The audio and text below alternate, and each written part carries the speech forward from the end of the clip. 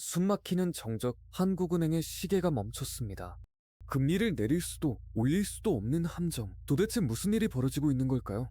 이야기를 시작하려면 유령 하나를 먼저 잡아야 합니다. 바로 중립금리입니다. 중립금리란 경제가 과열되지도 얼어붙지도 않는 딱 알맞은 마법의 온도를 뜻하죠. 현재 금리가 중립금리보다 높으면 경제가 브레이크를 밟고 낮으면 엑셀을 밟게 됩니다. 문제는 이 마법의 온도가 온도계로 잴 수 없다는 겁니다. 오직 추정만 할 뿐이죠. 마치 짙은 안개 속에서 계기판 없이 시속 100km로 달리는 것과 같습니다. 과거 10년간 우리는 돈 복사 버그 시대에 살았습니다. 제로 금리가 당연했죠. 중립금리 자체가 바닥에 딱 붙어 있었기 때문입니다. 하지만 세상이 변했습니다. 코로나 팬데믹, 전쟁, 그리고 인플레이션이라는 거대한 폭풍이 몰아쳤습니다. 미국 연준은 미친 듯이 금리를 올렸습니다. 불을 끄기 위해서였죠. 그런데 이상한 일이 벌어졌습니다. 금리를 이렇게 올렸는데도 미국 경제가 멀쩡한 겁니다. 경제학자들은 머리를 감싸 쥐었습니다. 혹시 중립금리 자체가 올라간 거 아냐? 세계화의 후퇴, 공급망 재편, 그리고 막대한 친환경 투자까지. 돈 쓸 곳은 많은데 돈을 빌려줄 사람은 줄어드는 구조. 돈의 기본 몸값이 비싸진 겁니다.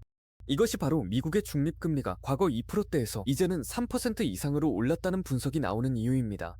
자, 이제 바다 건너 한국으로 시선을 돌려봅시다. 한국은행의 고민은 여기서 시작됩니다. 미국의 금리가 높게 유지되면 한국도 금리를 함부로 내릴 수 없습니다. 금리 차이가 벌어지면 자본이 썰물처럼 빠져나가고 환율이 미친 듯이 치솟기 때문이죠. 그럼 그냥 미국을 따라서 금리를 계속 높게 유지하면 되는 거 아니냐고요? 여기서 한국만의 끔찍한 함정이 입을 벌립니다. 첫 번째 함정, 가계부채입니다. 한국의 가계부채는 세계 최고 수준입니다. 금리가 높게 유지되면 이자 폭탄이 터집니다. 이자에 짓눌린 사람들은 지갑을 닫아버립니다. 내수 경제가 차갑게 얼어붙는 거죠. 그렇다면 내수를 살리기 위해 금리를 확 낮춰볼까요? 여기서 두 번째 함정이 발동합니다. 금리를 내린다는 신호가 조금만 켜져도 사람들은 다시 빚을 내어 부동산으로 달려갑니다. 집값이 다시 폭등하면 가계부채는 통제불능의 괴물로 성장해 나라 전체를 집어삼킬 겁니다. 게다가 부동산 PF라는 시한폭탄도 째깍거리고 있습니다. 고금리를 유지하면 건설사들이 줄도산하고 금리를 내리면 좀비 기업들에게 산소호흡기를 달아주는 꼴이죠. 정리해보겠습니다. 한국은행은 지금 사방이 막힌 방에 갇혀 있습니다. 금리를 내리자니 집값과 환율이 폭발할 것 같고, 금리를 올리거나 유지하자니 서민 경제와 기업들이 피를 말라 죽어갑니다. 그래서 한국은행이 선택한 카드가 바로 대기 모드입니다. 아무것도 안 하는 게 아닙니다. 섣부른 움직임이 가져올 도미노 붕괴를 막고 있는 겁니다. 한국은행은 지금 중립금리라는 보이지 않는 관역을 향해 숨을 참고 활시위를 당기고 있습니다. 미국이 확실하게 금리를 내리고 환율이 안정되며 집값 상승세가 꺾일 때까지, 이 완벽한 타이밍이 올 때까지 고통스럽지만 버티는 수밖에 없습니다. 전문가들은 말합니다. 과거처럼 1, 2%대 초저금리 시대는 영영 돌아오지 않을지도 모른다고요. 한국의 새로운 중립금리는 이미 우리가 생각하는 것보다 훨씬 높아져 있을 수 있습니다.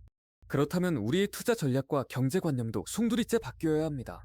빚을 내서 투자하는 영끌의 시대는 저물고 현금 흐름과 리스크 관리가 생존의 열쇠가 될 것입니다.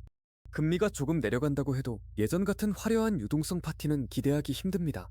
오히려 고금리의 꼬리가 길게 이어지며 체력이 약한 자산들부터 무너져 내릴 수 있습니다. 한국은행의 대기 모드는 결국 우리에게 시간을 벌어주는 마지막 방어선입니다.